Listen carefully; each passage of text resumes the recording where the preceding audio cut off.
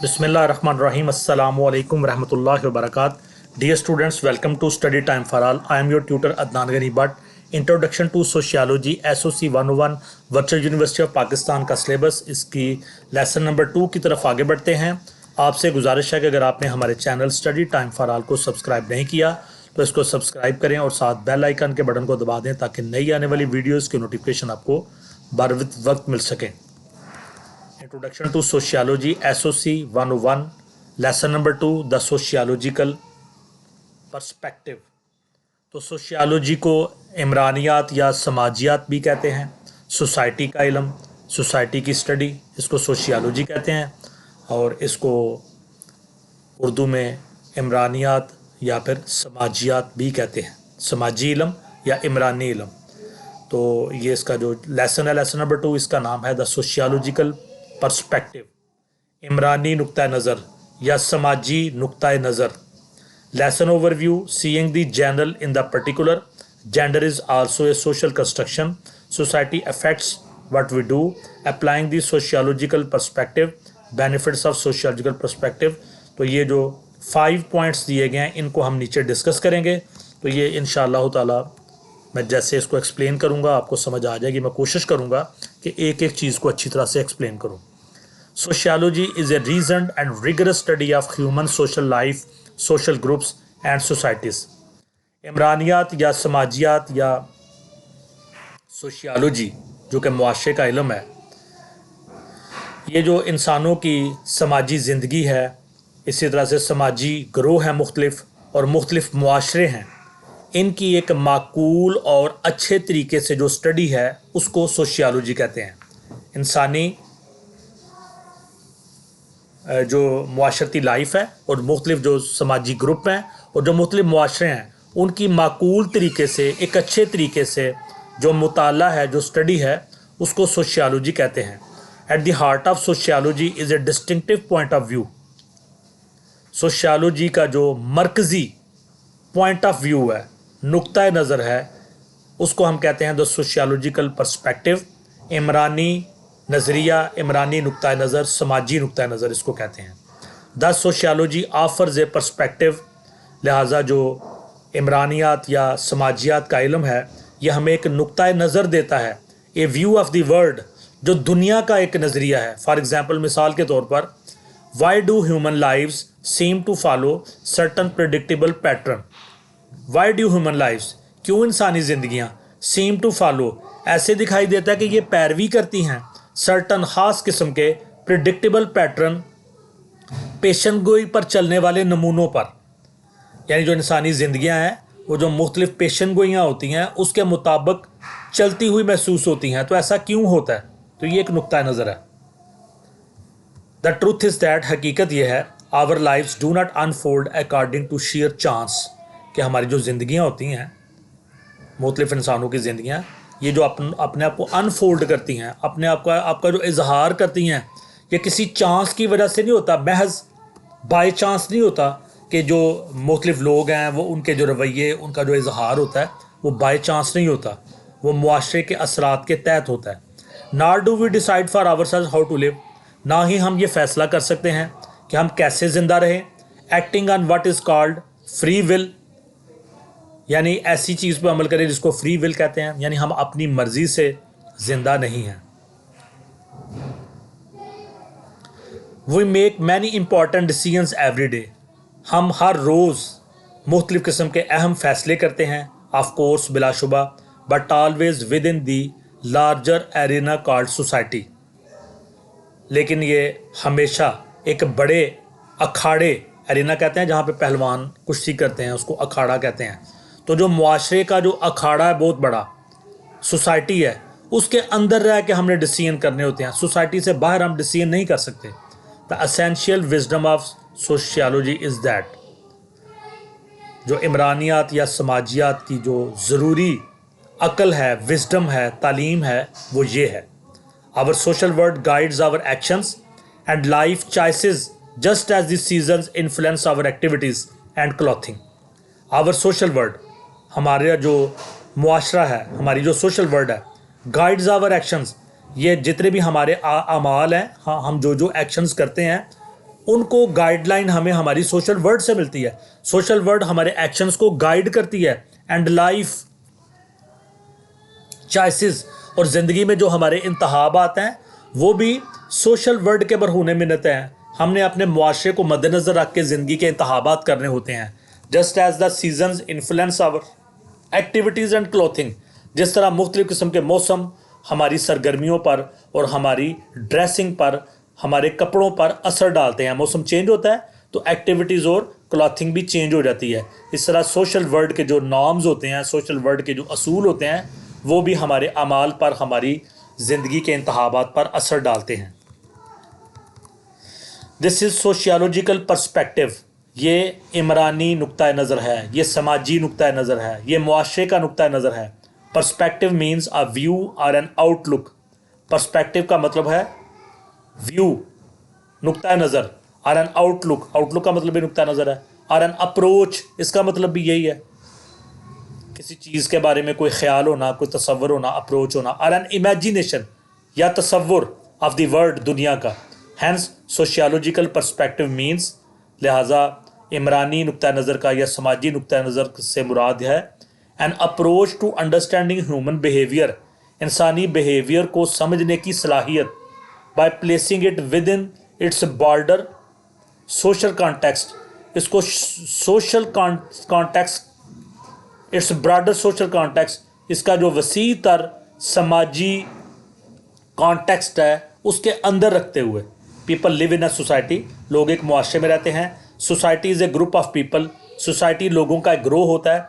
Who share a culture and A territory, जो एक सकाफ़त को और एक टेरिटरी, एक इलाके को शेयर करते हैं, यानी एक ख़ास इलाका, उसके अंदर ये लोग रहते हैं और एक ख़ास उनकी सकाफ़त होती है। जैसे पाकिस्तान के मुख्तलिफ़ सूबे हैं, उनकी मुख्तलिफ़ सकाफ़त है, उनका अपना अपना एक टेरिटरी, अपना अपना एक इलाका है। People's behaviour is influenced by their society, लोगों के रवैये पर उनका मुआशरा असर डालता है।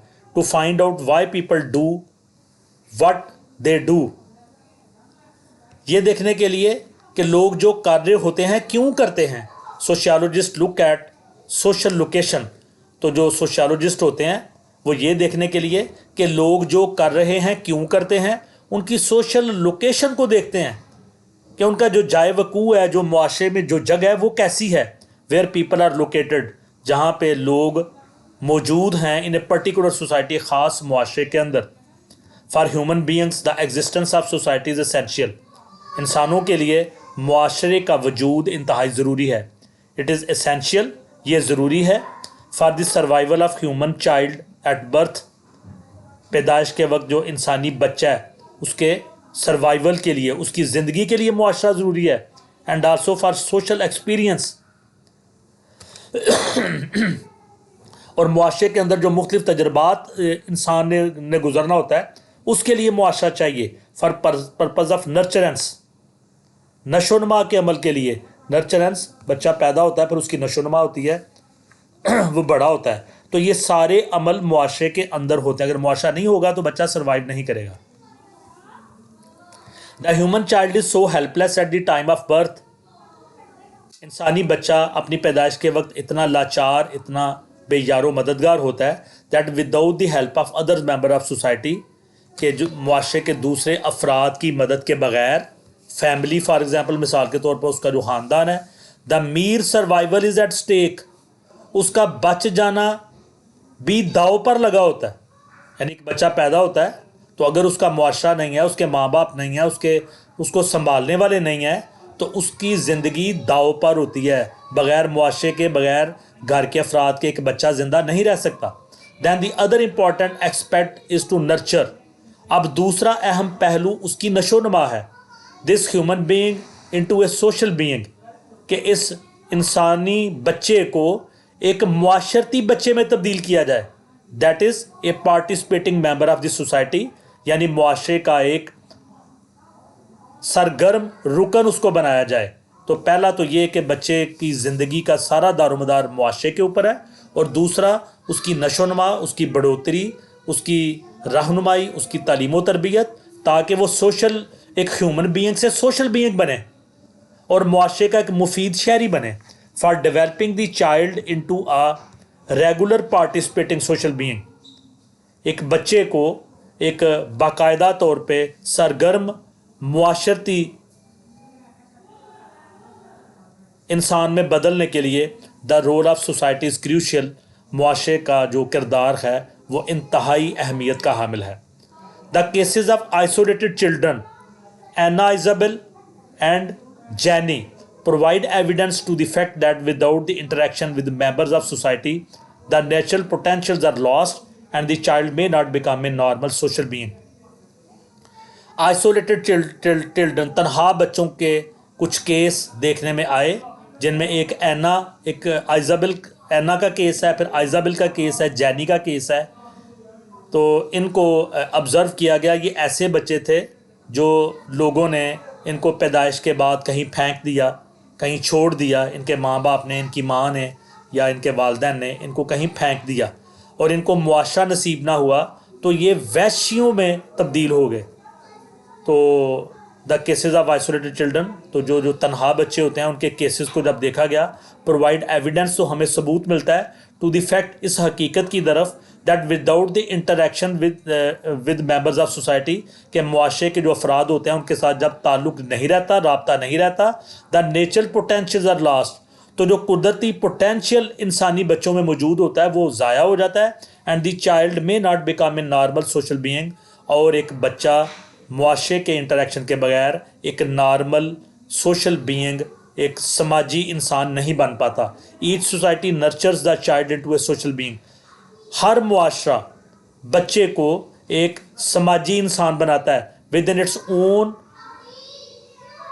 सोसाइटल पर्सपेक्टिव, अपने मुआशरे के नुक्ता नज़र के ज़रिए से।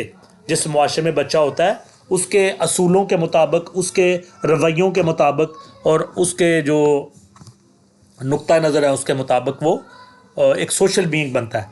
Seeing the general in the particular, आम चीज़ों को ख़ास चीज़ों में देखना। Peter Berger 1963 describe the sociological perspective as seeing the general in the particular. तो पीटर बर्गर एक सोशियोलॉजिस्ट है, 1963 में उसने ये बयान किया, एक इमरानी नुक्ता नज़र बयान किया। ये नुक्ता नज़र क्या था?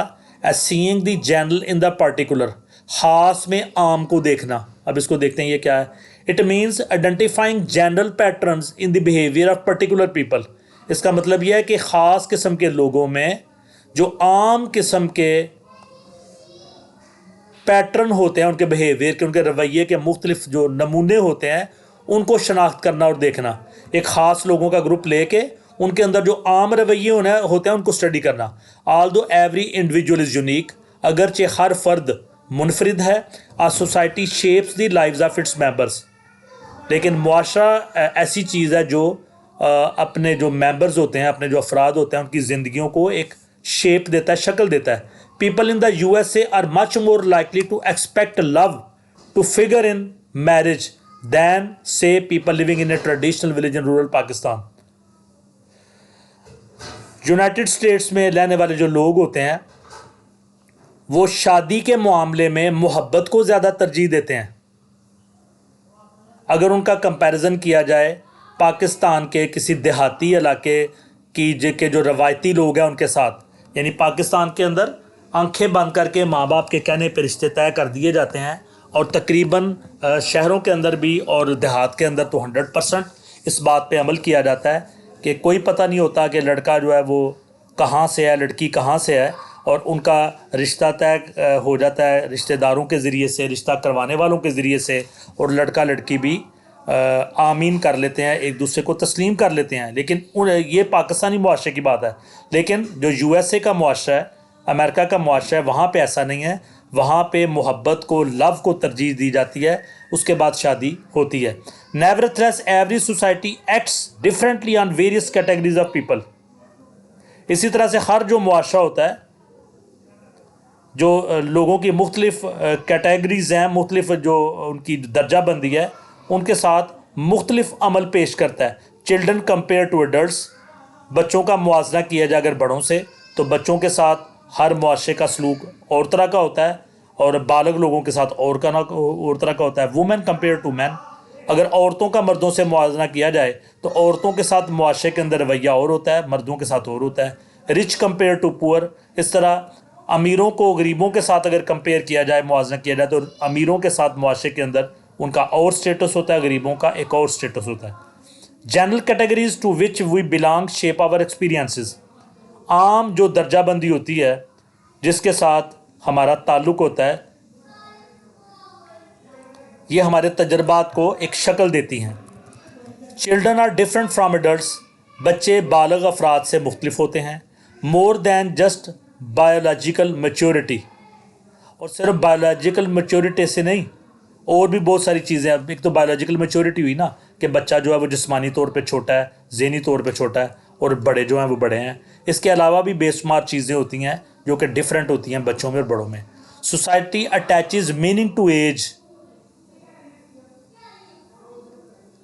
जो मुआशरा है ये जो इसका ताल्लुक़ होता है कि कितनी उम्र है किसी की उसके साथ। So that we experience distinct stages in our lives, लिहाजा अपनी ज़िंदगी में हम मुख्तलिफ़ किस्म के अदवार देखते हैं। दैट इज़ चाइल्डहुड, बचपन, एडोलेसेंस, बलूगत, अर्ली एडल्टहुड, इब्तदाई जवानी, लेट एडल्टहुड, बाद वाली जवानी, एंड ओल्ड एज और बुढ़ापा। In fact all these stages with respect to the lines of demarcation are determined by society. In fact दर हकीकत ऑल दी स्टेजेस, ये जितने भी अदवार हैं जिसमें बचपन है, बलूगत है, जवानी है, बुढ़ापा है, with respect to the lines of demarcation, इनको ये ख़ास किस्म के खतूत हैं, उनके ज़रिए से इनका इजहार किया जाता है। ईयर्स एज कटिंग पॉइंट्स, इन सालों को कटिंग पॉइंट्स या आप लिमिट्स कह सकते हैं कि एक चाइल्डहुड की एक लिमिट है। अमूमन हम देखते हैं कि 11-12 साल तक का जो बच्चा होता है उसको चाइल्डहुड में लिया जाता है। 13 जिसको टीन एज कहते हैं, 13 से लेके 14, 15, 16, 17, 18, 9, 10 तक इसको टीन एज कहते हैं, ये बलूगत की उम्र है। और उसके बाद 20 से ऑनवर्ड ये बॉयहुड या गर्लहुड होता है, मैनहुड भी इसको कह सकते हैं। और अर्ली जो है ना वो अर्ली मैनहुड हो गया, फिर बाद वाला लेट मैनहुड हो गया, और फिर जो ना ओल्ड एज आ जाती है। तो इन इसके लिए कटिंग पॉइंट्स हैं, लिमिट्स हैं जो मुआशरे के अंदर उनका इजहार किया जाता है। What is the position of a particular age category in the society and what are the rules and responsibility assigned to members of that age group. What is the position of a particular age category, एक ख़ास जो age category है उसकी क्या position है इन the society, मुआशरे के अंदर। And what are the roles and responsibilities assigned to members of that age group, और वो जो एज ग्रुप है उसकी मुआशरे के अंदर क्या रोल है, क्या किरदार है और उसकी क्या जिम्मेदारियां हैं। Are all determined by that society, ये सब चीज़ें मुआशरा तय करता है मुख्तलिफ एज ग्रुप्स को, और उन एज ग्रुप्स की जिम्मेदारियाँ क्या हैं, उनका किरदार क्या है मुआशरे में, इसको मुआशरा तरतीब देता है। Therefore age is social construction, लिहाजा हम कह सकते हैं कि जो उम्र है, जो एज है, ये सोशल कंस्ट्रक्शन है, ये मुआशरे की तामीर है। चिल्ड्रन आर ऑफर कंसिडर्ड एज डिपेंडेंट, अक्सर समझा जाता है कि बच्चे जो होते हैं वो डिपेंडेंट होते हैं, वो दूसरों पर इन्हिसार करते हैं। Whereas adults are as responsible, जबकि जो बड़े होते हैं वो ज़िम्मेदार होते हैं, रिस्पॉन्सिबल होते हैं। व्हाट अबाउट द ओल्ड, अब आप बूढ़ों के बारे में क्या कहेंगे। What is the cutting edge point for this group, इस ग्रुप के लिए जो कटिंग एज पॉइंट है या एज की जो लिमिट है या उसकी जो जिम्मेदारियां और उसकी जो रिस्पॉन्सिबिलिटीज़ है वो क्या होंगी। And what are the society's expectations about this group in Pakistani rural society, और पाकिस्तान के देहाती इलाके में इस एज ग्रुप में बारे में जो कि ओल्ड एज का ग्रुप है उसके बारे में क्या तवक्कुआत है मुआशरे की। Are these expectations in Pakistani rural society different from Pakistani urban society, क्या पाकिस्तान का जो देहाती इलाका है उसके अंदर और जो पाकिस्तान का शहरी इलाका है उसके अंदर जो ओल्ड एज ग्रुप है इसकी एक्सपेक्टेशंस, इसके बारे में तवक्कुआत मुख्तलिफ हैं। Give some thoughts to this issue, इस मसले के ऊपर कुछ सोचो विचार करें। तो इसके ऊपर आप देख सकते हैं कि पाकिस्तान का जो देहाती मुआशरा है और पाकिस्तान का जो शहरी मुआशरा है उसके अंदर जो ओल्ड एज का ग्रुप है उसके बारे में मुआशरे की क्या तवक्कुआत होती हैं। ऑल दो societies define the stages of life differently, अगर ये जो मुआशरे होते हैं जो ज़िंदगी की स्टेजेस को, ज़िंदगी के मुख्तलिफ अदवार को मुख्तलिफ तरीके से उनकी तारीफ़ करते हैं, yet there are differences by social class within the same society, लेकिन एक ही मुआशरे के अंदर जो सोशल क्लास होती है, समाजी तबका होता है, उसमें इख्तलाफ राय मौजूद होता है, फ़र्क मौजूद होता है। एक ही सोसाइटी के अंदर मुख्तलिफ तबके मौजूद होते हैं। खैर, ए पर्टिकुलर सोशल क्लास में बी कंसिडर्ड एज ए सब सोसाइटी इन इट सेल्फ, लिहाजा जो ख़ास समाजी तबका होगा उसको सब सोसाइटी कहा जा सकता है, यानी सोसाइटी के अंदर एक और society. And may have their own distinct definition of stages of life, और उनकी ज़िंदगी के स्टेजेस के बारे में जो तारीफ़ है वो मुख्तलिफ हो सकती है। For example, concept of childhood may be different in the lower class than what one finds in the middle class of Pakistan society। Pakistani मुआशरे के अंदर एक मिडिल क्लास है और एक लोअर क्लास है, एक निचला तबका है और एक दरमियाना तबका है। इन दोनों में चाइल्डहुड का जो कॉन्सेप्ट है वो मुख्तलिफ हो सकता है। बच्चे के साथ जो रवैये हैं या बच्चे का जो किरदार है वो एक लोअर क्लास के अंदर मुख्तलिफ होगा और मिडिल क्लास के अंदर मुख्तलिफ होगा। तो मुआशरे के अंदर ही तफरीक आ गई। इन lower class child shoulders the adult responsibilities much earlier. एक जो निचला तबका है उसके अंदर जो बच्चा है उसके कंधों के ऊपर वक्त से पहले जिम्मेदारियां पड़ जाती हैं। Starts at around age 10 years, तकरीबन 10 साल की उम्र में।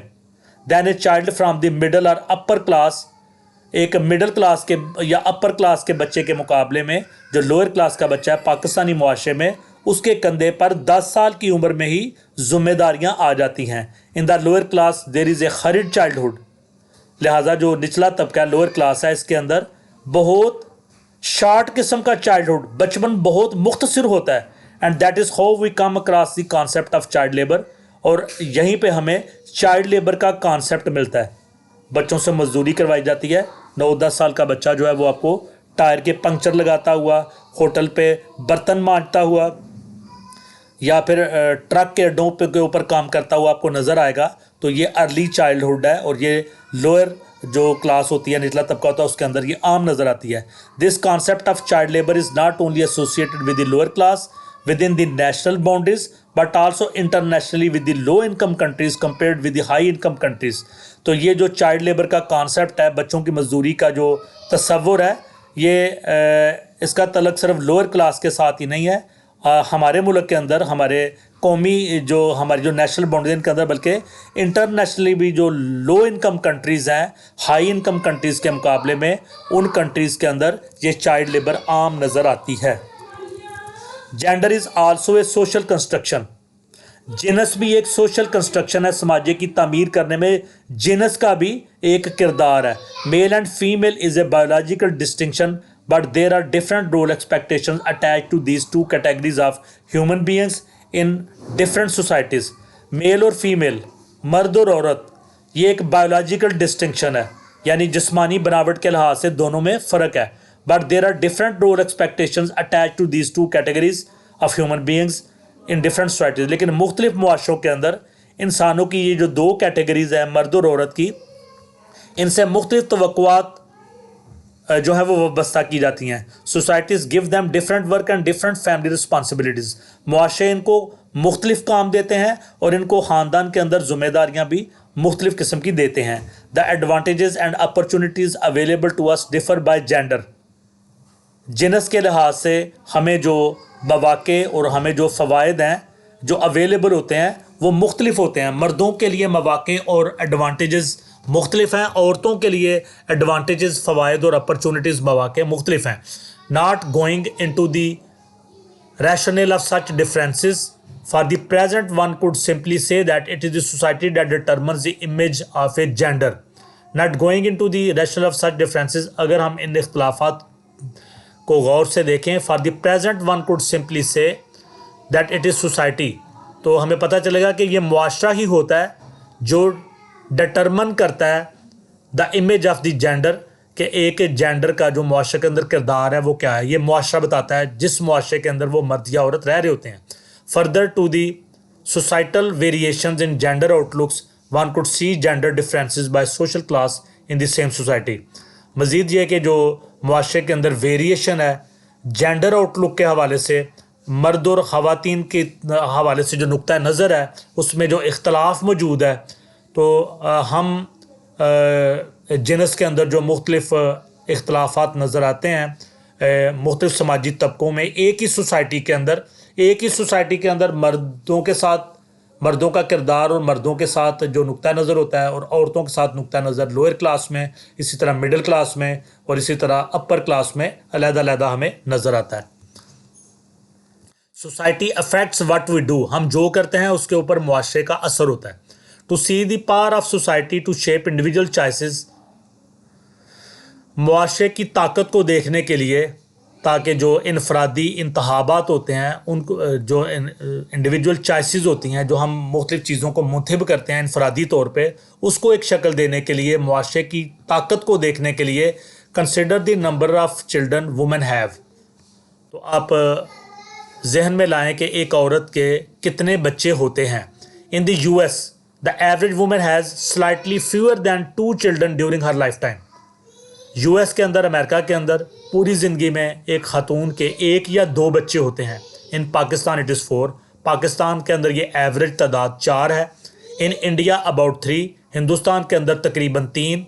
इन South Africa about 4, South Africa के अंदर तकरीबन 4। In Saudi Arabia about 6, Saudi Arabia के अंदर एक ख़ातून के अपनी लाइफ टाइम में 6 के करीब बच्चे होते हैं। एंड इन नाइजर अबाउट 7, और नाइजर के अंदर तकरीबन 7 बच्चे।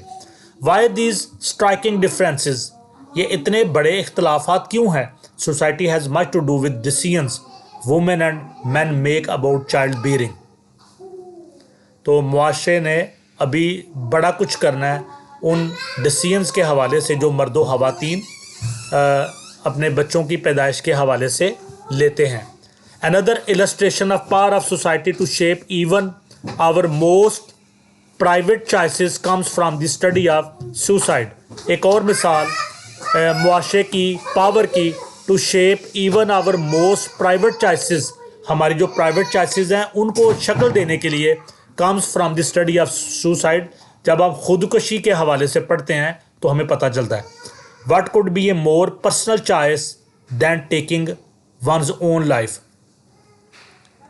इससे ज़्यादा पर्सनल चॉइस क्या हो सकती है? ज़ाती इंतखाब कि एक इंसान अपनी ज़िंदगी को ख़त्म कर लेता है।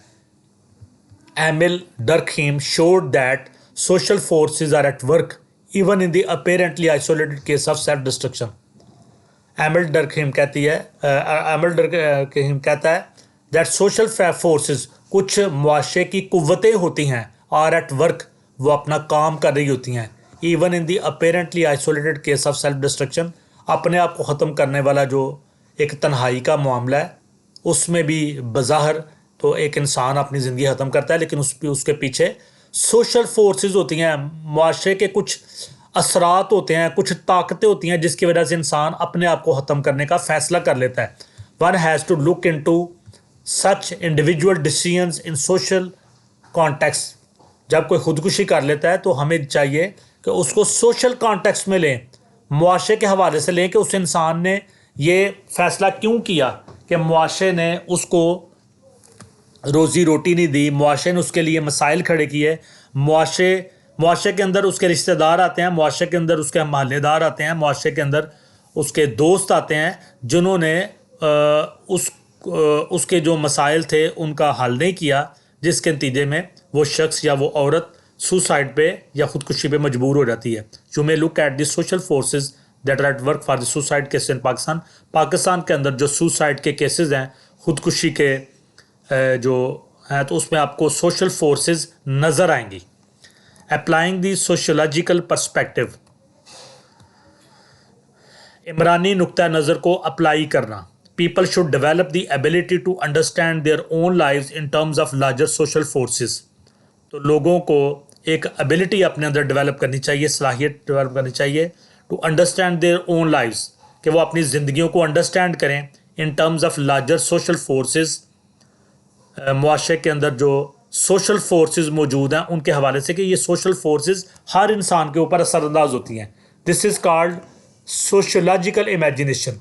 इसको इमरानी तहय्युल, समाजी तहय्युल भी कहते हैं। एक concept given by C Wright Mills, और ये तस्वर सी राइट मिल्स ने पेश किया था। Sociological imagination is the strategies that can help you sort out the multiple circumstances that could be responsible for your social experience, your life choices and your life chances. जो sociological imagination है, समाजी तहय्युल है, is the strategies, ये हिकमत अमली है, that can help you sort out, और ये आपकी मदद करती है, द मल्टीपल सर्कमस्टांसेस के मुख्तलिफ किस्म के हालात में आप सॉर्ट आउट करें, हल निकालें, that could be responsible for your social experiences, जो आपके मुआशरे के अंदर मुख्तलिफ तजर्बात के लिए ज़िम्मेदार होगा, योर लाइफ चॉइसेस, आप ज़िंदगी के अंदर मुख्तलिफ इंतखाब करते हैं, उसमें आपको हेल्प आउट करेगा, एंड योर लाइफ चांसेस, और ज़िंदगी के अंदर जो आपको मौक़े मिलते हैं उनमें आपकी हेल्प आउट करेगा। देयरफॉर थिंक सोशोलॉजिकली, लिहाजा मुआशरती अंदाज में सोचिए, which implies to cultivating the sociological imagination, जो आपका जो मुआशरती तहय्युल है उसकी काश्त करेगा। It is easy to apply sociological perspective when we encounter people who differ from us because they remind us that society shapes individual lives. It is easy to apply sociological perspective, जो इमरानी नज़रिया है, इमरानी नुक्ता नज़र है, इसको apply करना आसान हो जाता है when we encounter people, जब हमारा सामना ऐसे लोगों से होता है who differ from us, जो हमसे मुख्तलिफ हैं, because they remind us that society shapes individual lives, क्योंकि वो हमें याद दिलाते हैं कि मुआशरा लोगों की ज़ाती ज़िंदगियों को, इनफरादी ज़िंदगियों को शक्ल देता है। Also an introduction to sociology is an invitation to learn a new way of looking at familiar pattern social life. और जो सोशियोलॉजी का इंट्रोडक्शन है ये एक दावतनामा है, to learn a new way of looking at familiar pattern social life, कि social life के जो हमारे जाने पहचाने नमूने हैं उनको तलाश करें, उनको देखें। बेनिफिट्स ऑफ सोशोलॉजिकल पर्सपेक्टिव, समाजी नुक्ता नज़र या इमरानी नुक्ता नज़र के फ़वाइद। Applying the sociological perspectives to our daily lives benefits us in 4 ways. अगर हम सोशोलॉजिकल जो पर्सपेक्टिव्स हैं, इमरानी नुक्ता नज़र है, समाजी नुक्ता नज़र है, इनको अपनी रोज़मर्रा ज़िंदगी के ऊपर अगर हम अप्लाई करते हैं तो उसको 4 तरीके से हमें फ़ायदा हो सकता है। Number 1, the sociological perspectives help us to assess the truth of community held assumptions. तो सोशोलॉजिकल जो पर्सपेक्टिव है ये हमारी मदद करता है कि हम जो कम्युनिटी की सच्चाई है उसको असेस कर सकें, उसको समझ सकें, जिसको हम कॉमन सेंस कहते हैं। We all take many things for granted, हमें बहुत सारों को कुछ चीज़ें वदीयत हुई हैं, कुदरत की तरफ से मिली हैं, but that does not make them true, लेकिन ज़रूरी नहीं कि ये हकीकत, ये सच हों। A sociological approach encourages us to ask whether commonly held beliefs are actually true. तो जो सोशोलॉजिकल अप्रोच होती है मुआशरे के हवाले से, जो हमारी सोच समझ होती है, वो हमारी हौसला अफजाई करती है कि हम देखें कि जिन अकायद पे हम अमल करते हैं मुआशरे से जो हमने लिए, क्या वो सही हैं, to the extent they are not, या किसी हद तक नहीं है, why they are so widely held, और लोग इनके ऊपर इतने वसी पैमाने पे क्यों यकीन करते हैं। मुआशरे के अंदर बहुत सारे अकायद ऐसे होते हैं जिनको हम बगैर सोचे समझे उन पे अमल करते जाते हैं और ये नहीं देखते कि वो अकायद दुरुस्त हैं या नहीं सही। कंसिडर फॉर योर सेल्फ, आप अपने बारे में सोचिए। जेंडर डिफरेंसेस, जिनस के अंदर इख्तलाफात, एथनिक डिफरेंसेस, ज़बान के अंदर इख्तलाफात, रैकियल डिफरेंसेस, नस्लों के अंदर इख्तलाफात, एंड सोशल क्लास डिफरेंसेस, और समाजी तबके के अंदर इख्तलाफात। Where do this differences come from, ये सारे इख्तलाफात कहाँ से आए। Number 2, the sociological perspective prompts us to assess both the opportunities and the constraints that characterize our lives। तो जो सोशलॉजिकल पर्सपेक्टिव होता है, समाजी नुक्ता नज़र होता है, ये हमें असेस करने में मदद देता है बोथ दी अपॉर्चुनिटीज़, जो मौके हमें मिलते हैं, एंड द कंस्ट्रेंट्स, और जो रुकावटें हमारे रास्ते में आती हैं, दैट करेक्टराइज आवर लाइव्स, और ये हमारी ज़िंदगी को करेक्टराइज करती हैं। What we are likely and unlikely to accomplish for ourselves and how can we pursue our goals effectively, क्या चीज, हम कौन सी चीज़ें अपने लिए तकमील के मरहले तक ले जाते हैं और कौन सी नहीं ले जा पाते, और किस तरह से हम अपनी मंजिल की तरफ आगे बढ़ सकते हैं मौसर अंदाज में। Number 3, the sociological perspective empowers us to participate actively in our society. जो इमरानी नुक्ता नज़र है ये हमें ताकत देता है कि हम अपने मुआशरे के अंदर सरगर्म तरीके से हिस्सा लें। If we do not know how this society operates, अगर हम ये नहीं जानते कि मुआशरा किस तरह से काम करता है, we are likely to accept the status quo, तो हम मुंजमद हो जाएंगे, स्टेटस को का शिकार हो जाएंगे, यानी हम आगे नहीं बढ़ पाएंगे। But the greater our understanding, लेकिन जितनी ज़्यादा हमारी समझ बूझ बढ़ेगी, the more we can take an active hand in shaping our social life, हम अपनी मुआशरती ज़िंदगी को उतने ही अच्छे अंदाज में शक्ल दे सकेंगे।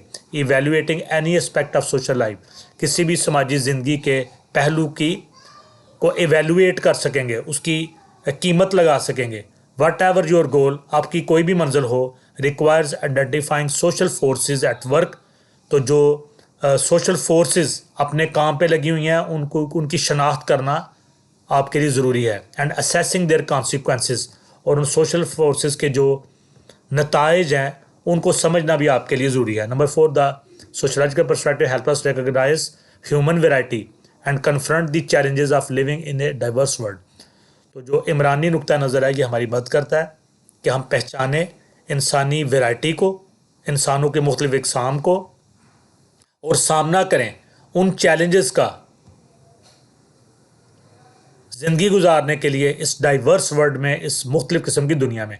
There is a diversity of people's life styles, लोगों के रहन सहन में डाइवर्सिटी है, मुख्तलिफ किस्म का है। Still we may consider our way of life as superior, हो सकता है कि हम अपने तर्ज ज़िंदगी को सुपीरियर समझते हों, बेहतर समझते हों, राइट दुरुस्त समझते हों, एंड नेचुरल और कुदरती समझते हों। All others are no good, और बाकी सब को हम अच्छा ना समझते हों।